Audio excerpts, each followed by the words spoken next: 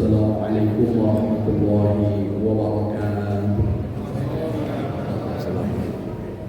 Ma'asyiral muslimin wal muslimat, para alim, para ulama, para asatidz, para tokoh masyarakat, para orang tua kami, bapak-bapak, ibu-ibu, dan seluruh jamaah salat fardhu maghrib yang semuanya insyaallah dimuliakan oleh Allah Subhanahu wa taala. Bersyukur kita kepada Allah dengan mengucapkan kalimat alhamdulillahirabbil alamin. Semoga dengan senantiasa kita bersyukur, senantiasa kita mengucapkan kalimat takbir, kita termasuk orang-orang yang disabdakan oleh baginda Rasul, afdhalul ibadi yaumal qiyamati indallahil hammadun. Hamba-hamba Allah yang paling mulia kelak di hari kiamat di sisi Allah adalah mereka yang banyak memuji Allah. Bersalawat kita kepada baginda Rasul dengan mengucapkan kalimat Allahumma shalli ala sayyidina Muhammad wa ala ali sayyidina Muhammad. Assalamu alayka ya Rasulullah. Seraya berharap semoga kita menjadi bagian dari umat Rasul yang kelak mendapat syafaatnya di padang mahsyar. Allah izinkan kita berjumpa dengan beliau kelak di dalam surganya. Amin ya rabbal alamin. Man ahya sunnati faqad ahabbani wa man ahabbani kana ma'i fil jannah. Orang yang menghidupkan sunnahku tanda dia mencintai aku, dan orang yang mencintai aku kelak bersama denganku di dalam surga. Dan di antara sekian sunnah-sunnah baginda Rasul adalah intizar salat ba'da salat, menunggu datangnya waktu salat setelah kita melaksanakan salat. Bapak Ibu jamaah yang dimuliakan oleh Allah Subhanahu wa taala, di dalam salat ada sunnah-sunnah yang dikerjakan sebelum salat itu sendiri dilaksanakan. Di antaranya azan, iqamah yang sudah kita jelaskan, begitu juga doa-doa setelah azan, bahkan ketika kita sudah berada di shaf ketika kita akan melaksanakan sholat. Lalu kemudian ada juga sunnah-sunnah di dalam sholat, dan termasuk di antaranya zikir-zikir atau bacaan-bacaan yang terdapat di dalam sholat itu sendiri. Maka Imam Nawawi rahimahullah, Bapak Ibu yang dimuliakan oleh Allah Subhanahu wa taala, beliau membuat satu bab terkait dengan zikir-zikir yang terdapat di dalam sholat. Dia awali dengan bab takbiratul ihram, bab takbiratul ihram. Sholat secara bahasa itu adalah ad-du'a, berdoa. Maka orang yang berdoa secara bahasa itu disebut dengan sholat. Tapi tentu sholat yang dimaksud di dalam syariat bukan hanya sekedar berdoa. Sholat secara syariat itu adalah aqwalun wa af'alun muftatahatun bit takbir wa muftatamatun bit taslim. Sholat itu adalah ucapan. Sholat itu adalah perbuatan yang diawali dengan takbir lalu kemudian ditutup dengan salam. Itu baru kemudian sholat secara syariat. Maka kalau ada orang ditanya, apakah Bapak sudah sholat? Sudah. Kapan? Tadi waktu saya berdoa. Itu berarti secara bahasa. Karena secara syariat, sholat itu mesti ada ucapan, mesti ada gerakan. Yang awal ucapan itu disebut dengan takbiratul ihram, penutup ucapan itu disebut dengan salam. Secara gerakan takbiratul ihram mengangkat tangan, secara gerakan salam itu adalah memalingkan wajah ke kanan lalu kemudian ke kiri. Itu yang disebut dengan sholat. Maka mohon maaf Bapak Ibu, sholat itu tidak mengheningkan cipta. Maka kalau ada orang sholat, dia mengangkat tangan tapi mulutnya tidak mengucapkan Allahu Akbar, lalu kemudian dia mulutnya tidak qomat kamit, hanya diam saja. Ketika rukuk dia rukuk, dia tidak mengucapkan takbir. Ketika i'tidal dia cuma mengangkat tangan lalu kemudian tidak mengucapkan takbir, maka sesungguhnya itu bukan sholat. Sholat itu mesti ada ucapan, mesti ada gerakan. Yang disebut ucapan itu mesti dilafazkan oleh lisan. Maka oleh karena itu Bapak Ibu yang dimuliakan oleh Allah Subhanahu wa taala, takbiratul ihram di dalam sholat yang disebut Allahu Akbar itu bagian dari zikir. Tapi takbiratul ihram di dalam sholat itu zikir yang wajib sehingga disebut satu di antara rukun sholat. Maka sholat kita memulai dengan Allahu Akbar, dan Allahu Akbar itu rukun sholat. Jadi mengucapkan Allahu Akbar itu mesti kita kerjakan, sementara mengangkat tangan di dalam takbiratul ihram itu bukan sesuatu yang wajib. Tapi ucapan Allahu Akbarnya itu harus. Maka sholat pertama kali kita mengerjakan tiga hal secara bersamaan. Mulutnya mengatakan Allahu Akbar, tangannya mengangkat, lalu kemudian di dalam hati berniat. Itulah dimana ketika kita mengawali sholat, 3 perkara kita kerjakan sekali lagi. Jadi Allahu Akbar di dalam hati juga langsung sudah berniat. Makanya kalau kita tengok di dalam buku-buku fikih, niat itu mahalluha fil qalbi, tempatnya niat itu di dalam hati. Lalu bagaimana dengan kalimat usolli yang dibaca oleh seseorang sebelum mengangkat tangan? Itu bukan niat, itu namanya lafaz niat. Di dalam mazhab Syafi'i, lafaz niat itu juga mustahabbah, termasuk bagian dari juga hal yang disunnahkan. Di situ letak perbedaan mana lafaz niat, mana niat, dan Allahu Akbar mengawali sholat itu bagian dari zikir yang mesti kita kerjakan. Lalu kemudian Bapak Ibu yang dimuliakan oleh Allah Subhanahu wa Ta'ala, karena takbir merupakan satu di antara rukun sholat. Takbir yang pertama, kata Imam Nawawi, "I'lam anna sholata la tasihhu illa bi takbiratil ihram faridatan kanat aw nafilatan." Tak sah sholat seseorang kalau dia tidak mengawali sholat dengan takbiratul ihram, baik sholat yang dia kerjakan adalah sholat wajib atau sholat yang dia kerjakan adalah sholat sunnah. Maka sholat sunnah, sholat wajib, membaca Allahu Akbar hukumnya adalah wajib indas Syafi'i, menurut Imam Syafi'i wal aktsarin, dan juga mayoritas ulama. Jadi menurut Imam Syafi'i dan mayoritas ulama, takbir itu perlu dilafazkan. Wa'lam anna lafaz takbir ayyakun Allahu Akbar. Lafaz takbir seperti yang sudah sering kita baca, Allahu Akbar, itu lafaz takbir. Maka kalau seandainya kita ganti dengan yang lain, tidak sahlah takbir kita meskipun secara makna sama. Contoh, kita ganti dengan Allahul A'zam, kan sama dengan Allahu Akbar, itu tidak diperkenankan, maka tetaplah harus Allahu Akbar.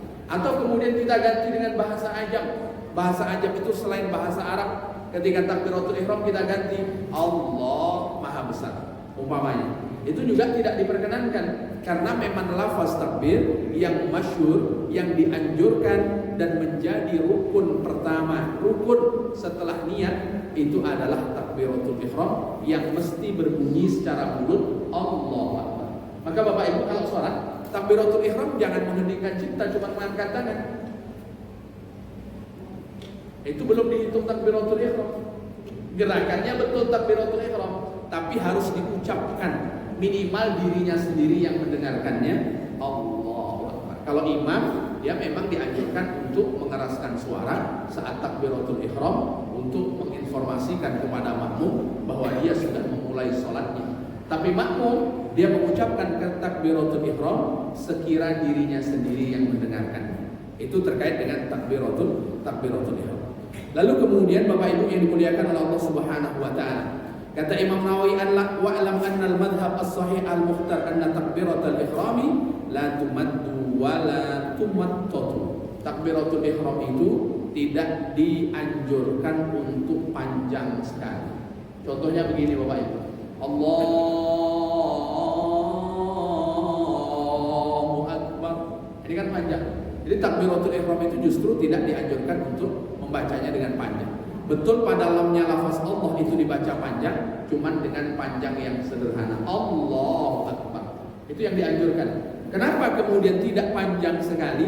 Supaya tidak membuat was-was di dalam niat yang kita letakkan di dalam hati kita bersamaan dengan mengangkat tangan, bersamaan dengan mulut mengatakan Allahu Akbar. Nah, itulah diantaranya kenapa kemudian takbiratul ihram itu tidak dianjurkan untuk panjang. Dan sunnahnya ayyujahhiral imam bi takbiratul ihram. Imam takbiratul ihramnya dibaca dengan keras. Lalu kemudian kenapa keras? Supaya makmum dengar, dan kemudian makmum membaca pelan sekira dia mendengarkan terhadap dirinya sendiri. Itu terkait dengan takbiratul ihram. Bapak Ibu yang dimuliakan oleh Allah Subhanahu wa Ta'ala, karena takbiratul ihram itu juga menyebut nama Allah, berarti dia termasuk zikir di dalam sholat yang jumlahnya 2 rakaat. Kira-kira berapa jumlah takbirnya Bapak Ibu? Sholat yang 2 rakaat. Bapak Ibu pernah hitung tidak? Kalau kita sholat 2 rakaat, berapa kali kita bertakbir?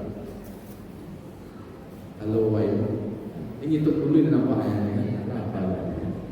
Sholat yang 2 rakaat itu jumlah takbiratul ihramnya, kata Imam Nawawi, ihda asrota takbiratan, sebanyak 11. Jadi kalau sholat kita 2 rakaat, berarti takbiratul ihram kita kita membesarkan Allah, mengagungkan Allah Subhanahu wa taala itu sebanyak 11 kali. Dan sholat yang 3 rakaat takbiratul ihram kita jumlahnya adalah 17 kali. Dan sholat yang 4 rakaat jumlah takbir kita adalah ithnani wa isrun, sebanyak 22 kali. Nah, itu tentang takbiratul ihram di dalam sholat. Yang sholat 2 rakaat kan tidak ada tambahan takbir selain yang ada. Kalau sholat yang sifatnya 3 rakaat kan ada tambahan takbir bangun dari tasyahud awal. Nah, itu yang membedakan kenapa yang 3 rakaat, yang 4 rakaat, lalu kemudian jumlah takbirnya lebih banyak dibanding kemudian yang 2 rakaat. Dan di antara takbir-takbir yang ada di dalam sholat, yang sholat 2 rakaat jumlahnya ada 11 itu tadi Bapak Ibu, yang wajib 1. Yang mana? Yang pertama Allahu Akbar. Sisanya itu tidak wajib. Maka kalau tidak wajib, kata Imam Nawawi rahimahullah, an-najami ahadits takbirat sunnah law tarakaha amdan aw sahwan la tubtilu salatu. Kalau seandainya orang tidak membaca takbir selain takbiratul ihram di dalam sholat, itu sholatnya tetap sah. Cuman sunnah-sunnah di dalam sholat dia tidak mengerjakan saja. Tapi kalau takbiratul ihram kita tidak membacanya, maka justru sholat kita tidak sah. Lalu setelah takbiratul ihram, apa zikir yang dianjurkan setelah sholat? Setelah takbiratul ihram, zikir yang dianjurkan adalah membaca doa iftitah. Iftitah itu pemula setelah takbiratul ihram, maka disebut dengan doa iftitah. Doa iftitah ini bervariasi Bapak Ibu yang dimuliakan oleh Allah Subhanahu wa taala, termasuk yang dikutip oleh Imam Nawawi rahimahullah. Di antaranya doa iftitah itu diawali dari kalimat Allahu Akbar kabira walhamdulillahi katsira wa subhanallahi bukratan wa asila wajjahtu wajhiya lilladzi fataras samawati wal ardh hanifan musliman wa ma ana minal musyrikin inna salati wa nusuki wa mahyaya wa mamati lillahi rabbil alamin la syarikalah wa bidzalika umirtu wa ana minal muslimin. Itu di antara. Bapak Ibu pakai yang ini atau yang lain? Halo Bapak Ibu. Nah, ini macam tak iya. Nah, ini yang pertama, redaksi yang pertama. Redaksi yang kedua, Bapak Ibu yang dimuliakan oleh Allah Subhanahu wa taala, redaksi yang kedua ketika kita membaca takbiratul ihram, baginda Rasul sallallahu alaihi wasallam juga yang menjelaskan adalah membaca doa Allahumma ba'id baini wa baina khotoyaya kama ba'adta bainal masyriqi wal maghrib wa Allahumma nakkini min khotoyaya kama yunaqqas thawbul abyadu minad danas Allahumma ghsilni min khotoyaya bitsalji wal ma'i wal bar. Itu juga bagian dari takbiratul ihram. Meskipun dulu kami kecil-kecil mengenalnya, yang kedua itu doa iftitah Muhammadiyah.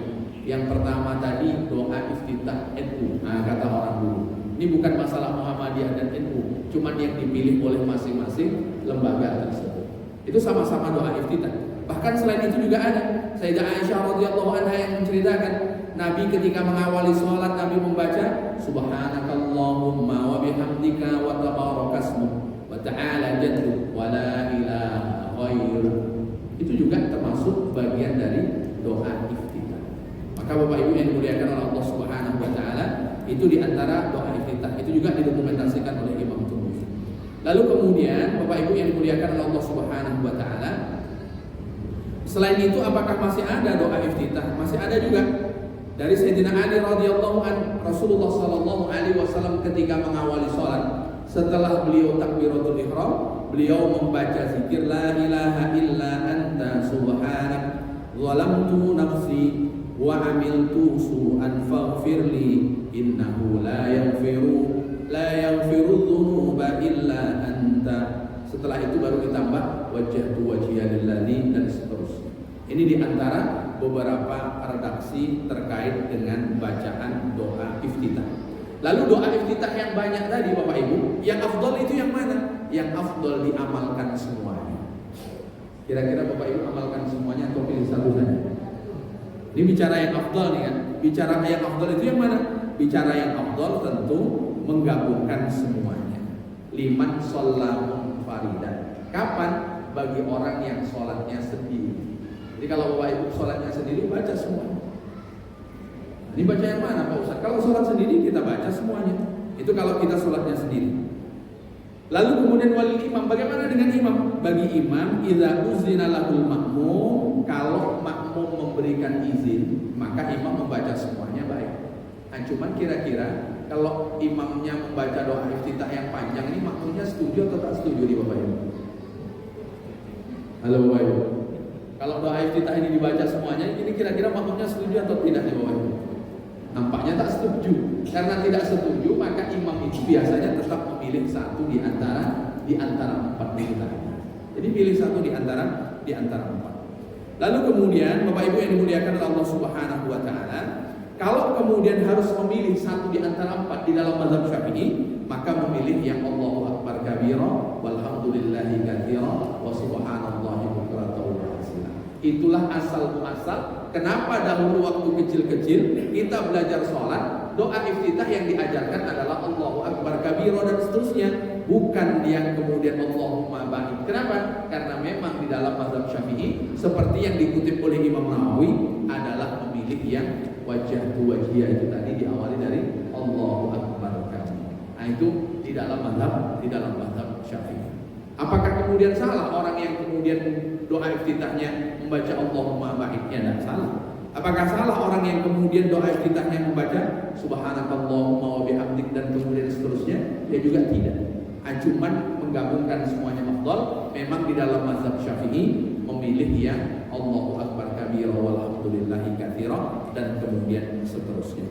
Ini terkait dengan zikir setelah zikir takbiratul ihram di dalam salat.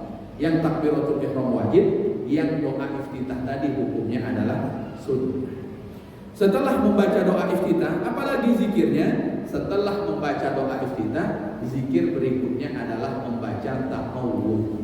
Jadi ta'awudz itu bagian dari zikir. Ta'awudz itu memohon perlindungan kepada Allah. Bahasa mudahnya a'udzubillahi minasyaitonir rajim. Itu namanya ta'awudz.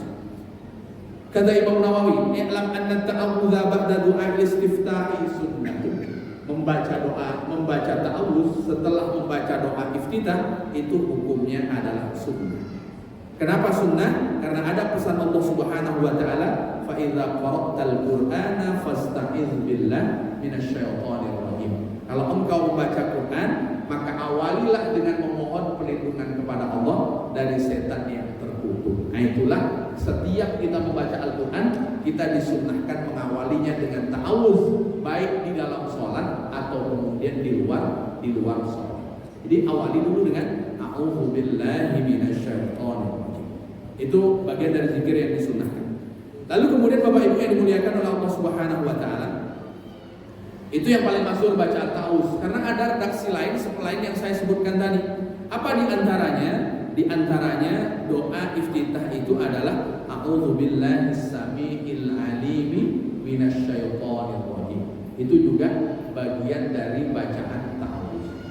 Lalu kemudian Bapak Ibu yang dimuliakan oleh Allah Subhanahu wa taala, apakah ada redaksi tambahan selain a'udzubillahi minasyaitonir rajim?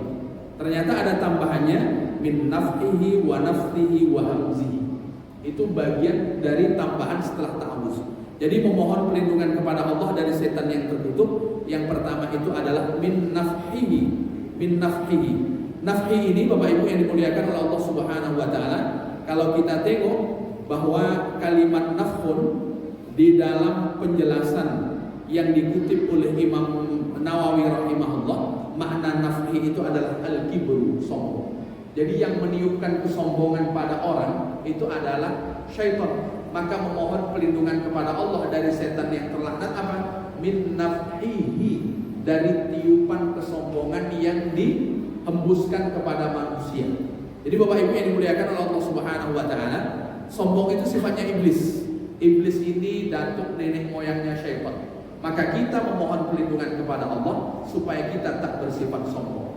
Karena neraka ketika Allah Subhanahu wa taala ciptakan, lalu kemudian Allah Subhanahu wa taala berikan izin bicara. Apa kata neraka kepada Allah Subhanahu wa taala? Yadkhuluni, nanti yang akan masuk ke dalam wahai Allah, al-mutakabbirun, adalah orang-orang yang sombong. Maka kita memohon perlindungan kepada Allah dari sifat sombong. Lalu kemudian yang kedua, memohon perlindungan kepada Allah Subhanahu wa taala setelah naf'ihi wa nafsihi, memohon perlindungan kepada Allah Subhanahu wa taala dari asy-syi'ru. Nafsihi itu syi'ru, setan yang menggoda manusia untuk kemudian bersenandung, yang senandung itu melupakan orang kepada Allah Subhanahu wa taala. Jadi tidak semua syair itu dilarang. Bapak Ibu yang dimuliakan oleh Allah Subhanahu wa taala, ada beberapa sahabat, di antaranya kalau tidak salah Hasan bin Sabit. Hasan bin Sabit ini Rasulullah minta agar Hasan bin Sabit membacakan syair. Tapi syair yang dibacakan Hasan bin Sabit itu adalah syair-syair yang digunakan untuk memuji Rasul. Yang kemudian disebut dengan orang bersolawat. Solawat ini kan macam-macam redaksinya. Intinya syair yang muatan syair itu memuji baginda Rasul sallallahu alaihi wasallam. Tapi kalau syair itu membuat kita lupa kepada Allah Subhanahu wa taala, itu juga yang punya kerja setan. Pokoknya yang salah setan terus Bapak Ibu. Kemudian yang ketiga, memohon perlindungan kepada Allah Subhanahu wa taala dari apa? Yang ketiga itu memohon perlindungan kepada Allah Subhanahu wa taala wa hamzi. Hamzi itu gila yang ditiupkan oleh setan kepada anak cucu Anda. Bapak Ibu yang dimuliakan oleh Allah Subhanahu wa taala. Kalau ada orang kesurupan itu mirip orang sehat atau mirip orang gila, Bapak Ibu? Kalau ada orang kesurupan itu mirip orang sehat atau mirip orang gila, Bapak Ibu? Ya mirip orang gilo lah kan. Maka kalau mirip orang gilo, berarti kita memohon perlindungan kepada Allah Subhanahu wa taala dari hembusan setan yang dari hembusan itu bisa membuat orang itu gila. Bahkan di antara doa juga yang Rasulullah ajarkan kepada kita, Allahumma inni a'udzubika minal junun. Ya Allah, aku memohon perlindungan kepadamu dari gila. Gila ini memang ketika orang gila, Allah tidak mencatat perbuatannya sejak dia gila. Sebelum dia gila itu dicatat dan diminta pertanggungjawaban. Tapi sejak gila, Allah Subhanahu wa taala tidak memerintahkan malaikat untuk mencatatnya dari apapun yang dia kerjakan. Jadi orang gila itu rafiqul qalam. Pena diangkat oleh Allah Subhanahu wa taala. Kira-kira Bapak Ibu mau tetap dicatat atau tidak dicatat? Halo Bapak Ibu, mau tetap dicatat atau diangkat atau dicatat? Kita tentulah ingin tetap dicatat sampai nyawa terpisah dengan raga, sehingga usia itu disebut dengan berkah. Jadi berkah itu tambah usia tambah baik, tambah usia tambah baik, bukan tambah usia lalu kemudian Allah perintahkan malaikat untuk mengangkat pena. Ada famili gila itu namanya pikun. Nah itu juga Allah Subhanahu wa taala tidak perintahkan malaikat untuk kemudian mencatat apa yang kemudian dia kerjakan. Yang repot itu Bapak Ibu yang dimuliakan oleh Allah Subhanahu wa taala, saat orang lain bingung akan mengatakan dia gila atau tidak. Nah itu agak bingung kita menentukannya. Ini kira-kira masuk kategori yang mana? Apakah ada Bapak Ibu yang dimuliakan oleh Allah, sebelum Covid saya rutin isi di NSI, tapi bukan pasiennya. Kalau pasiennya saya angkat tangan, karyawannya. Jadi saya ngisi. Karena rumah saya itu di Merak Sakti Ujung, maka saya selalu lewat belakang. Karena lewat belakang, maka mau tidak mau harus lewat tempat-tempat karantina pasien. Nah, kalau lewat tempat-tempat karantina pasien itu Bapak Ibu yang dimuliakan oleh Allah, selalu permintaannya itu cuma dua. Yang satu, Bang minta rokok Bang. Nah itu satu. Kemudian yang kedua, Bang minta duit Bang. Cuma dua itu, tidak pernah ada permintaan lain. Saya akhirnya bingung, ini yang sehat yang di dalam atau yang di luar ini kan? Kalau dia gila tapi rokok dia ingat. Kalau dia gila, mohon maaf Bapak Ibu, duit dia ingat nih. Tapi ketika di musola hayya 'alas shalah tak ingat dia. Nah, itu kan yang paling mengkhawatirkan Bapak Ibu. Yang paling mengkhawatirkan itu jangan sampai kita gila dengan Allah, tapi kemudian kita sehat dengan harta. Waliyadzubillah, sama-sama kita memohon perlindungan kepada Allah Subhanahu wa taala. Makanya doa kita, Allahumma a'inni ala dzikrika wa syukrika wa husni ibadatik. Ya Allah, tolong aku untuk mengingat. Dan di antara orang yang ingat Allah tentu mengerjakan sholat, karena sholat itu adalah aqimis sholat li dzikri. Dirikanlah sholat untuk mengingatku. Jadi di antara ta'awuz yang dianjurkan sebelum kemudian Al-Fatihah itu dibaca. Berarti ada zikir yang wajib pertama tadi takbiratul ihram, yang sunnah adalah doa iftitah, lalu kemudian sunnah berikutnya adalah ta'awuz. Bapak Ibu yang dimuliakan oleh Allah Subhanahu wa taala, ulama sepakat bahwa ta'awuz itu yang sunnah di rakaat pertama. Adapun rakaat yang kedua, ketiga, keempat ulama berbeda pendapat. Ada yang mengatakan tetap hukumnya sunnah. Tapi yang sepakat itu yang mana? Yang di rakaat pertama sebelum kita membaca Bismillahirrahmanirrahim. Alhamdulillahirabbil alamin. Kita membaca ta'awuz dengan sir, dengan pelan. Apalagi imam ta'awuznya tetap sir, lalu kemudian bismillah dan seterusnya tetap dibaca aja. Sampai di sini Bapak Ibu mungkin ada yang ingin didiskusikan? Jika ada dipersilahkan. Baik, silakan. Boleh Pak.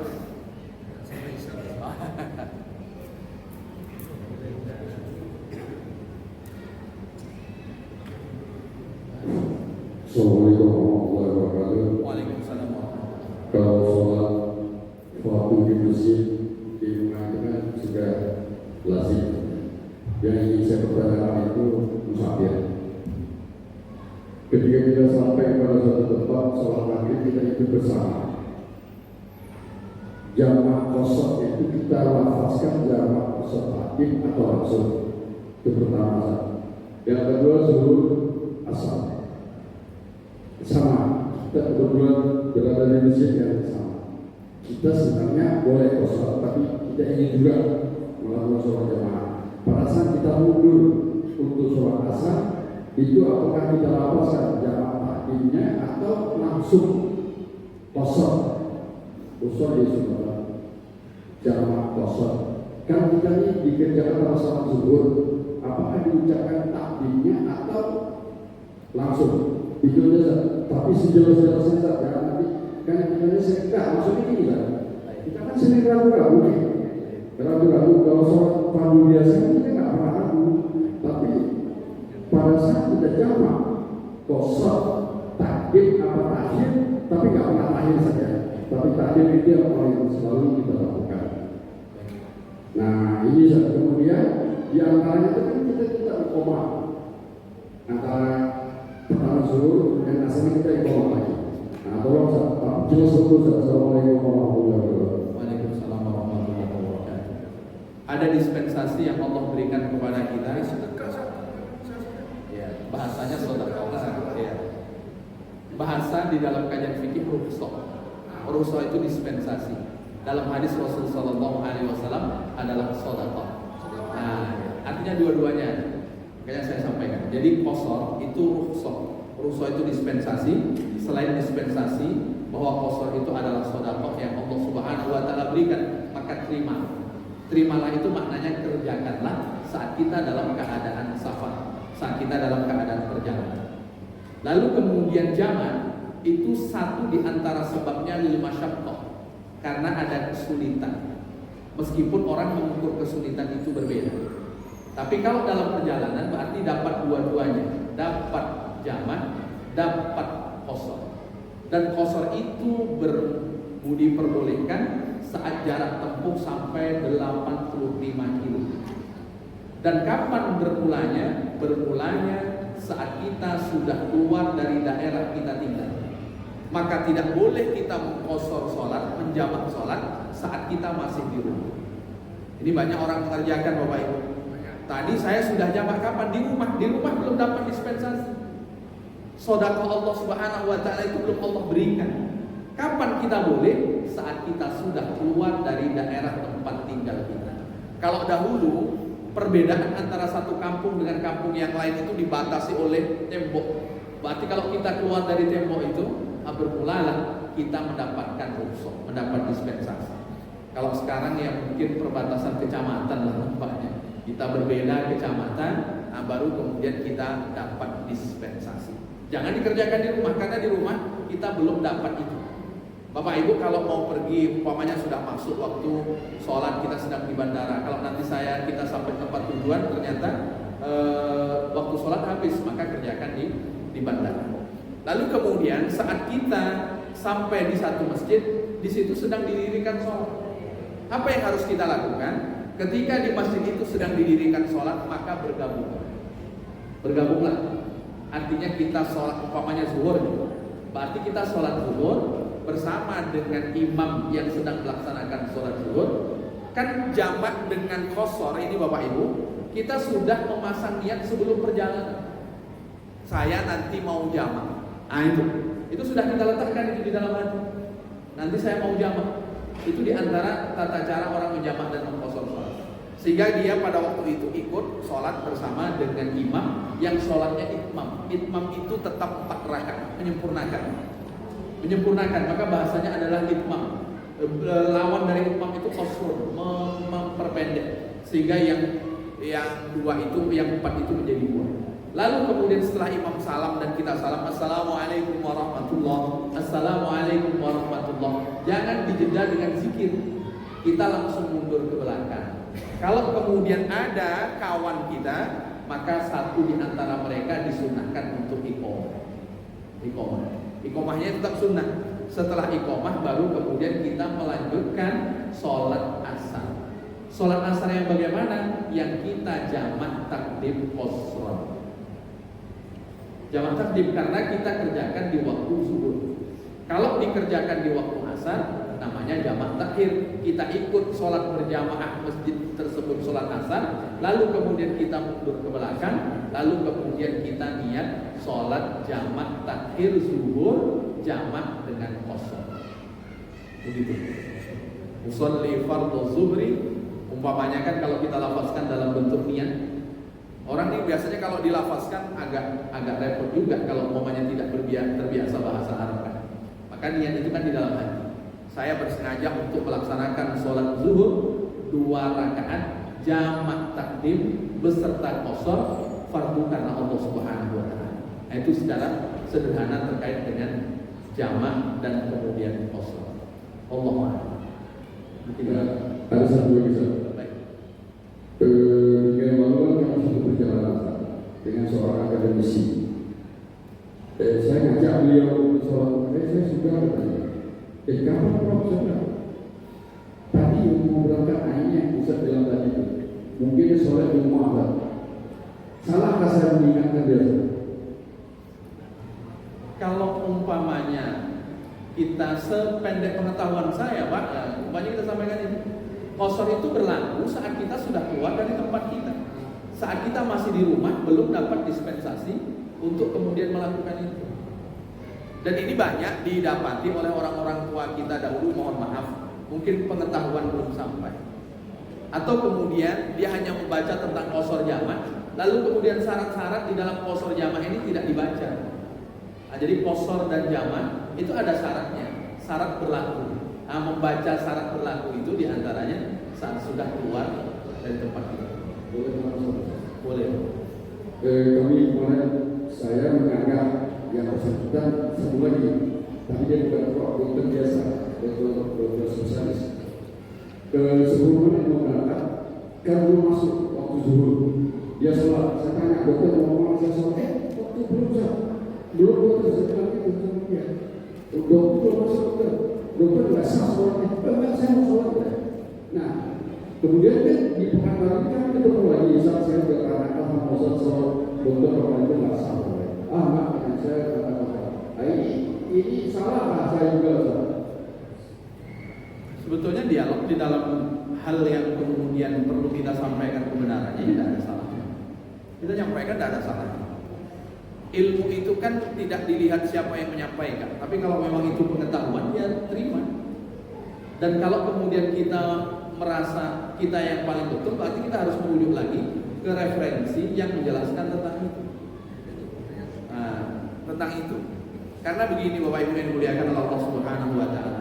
Ada orang yang punya pengetahuan lalu dia kekeh dengan pengetahuannya. Sementara pengetahuan yang dia dapat dahulu ternyata itu belum tepat. Maka mengupgrade pengetahuan itu penting. Supaya apa? Supaya kemudian sesuai.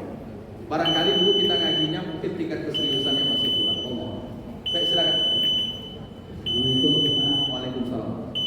Jadi kan waktu kita sholat jamaah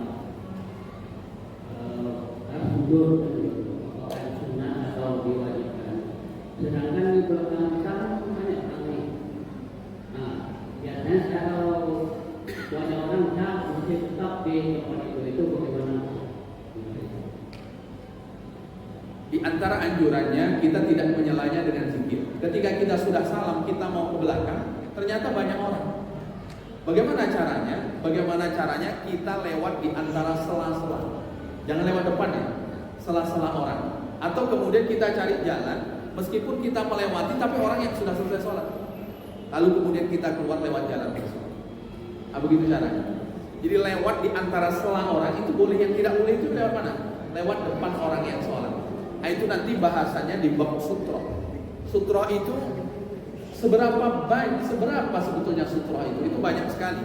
Ada salah satu buku yang membicarakan tentang sutro, termasuk garis pembeda sajadah itu sudah dihitung sutro. Kalau kita lewat di atasnya sudah tidak dihitung sebagai orang yang lewat di depan orang yang sholat. Ini mohon maaf Bapak Ibu.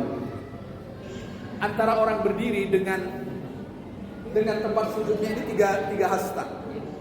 Kalau seandainya lebih dari 3 hasta, itu kita sudah tidak dihitung sebagai orang yang lewat di depan orang sholat. Lebih 3 hasta, itu kita tidak lewat. Maka kalau ada orang lewat kita, tapi lebih dari 3 hasta, jangan dikejar. Jangan dikejar kalau lebih dari 3 hasta. Kalau sajadah ini garis ini, jadi kalau umpamanya di sini, dia lewatnya di depan garis itu dia tidak dihitung sebagai orang yang lewat di depan orang yang sholat. Mungkin itu Bapak bisa dibaca di buku Takriratus Sadidah di antaranya. Kalau kita masih tetap di situ, sah nggak yang kita? Kalau kita menunggu, Ya kita tetap di tempat kita itu sholatnya, di tempat awal. kalau seandainya disebabkan kita tidak menemukan jalan, kita menunggu sebentar, ya tidak apa-apa. Menunggu sebentar supaya jedanya tidak lama antara sholat yang pertama dengan sholat yang kedua. Karena itu gabungan satu.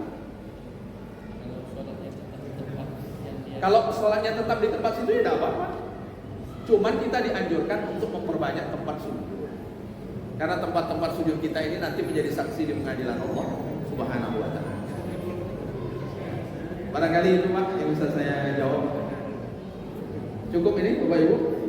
Baik, kalau cukup demikian yang bisa saya sampaikan. Semoga menambah pengetahuan kita. Yang biasanya menjamak dan mengkosor sholat sejak di rumah, maka dirubah mindset itu. Keluarlah dari rumah, lalu kemudian setelah kita keluar dari daerah kita tinggal, baru kemudian berlaku kosor dan jamak. Wallahu a'lam. Untuk kata yang kurang berkenan saya mohon maaf. Mari sama-sama kita tutup dengan membaca doa kafaratul majlis. Subhanakallahumma wa bihamdika asyhadu an la ilaha illa anta astaghfiruka wa atubu ilaik. Assalamualaikum warahmatullahi wabarakatuh.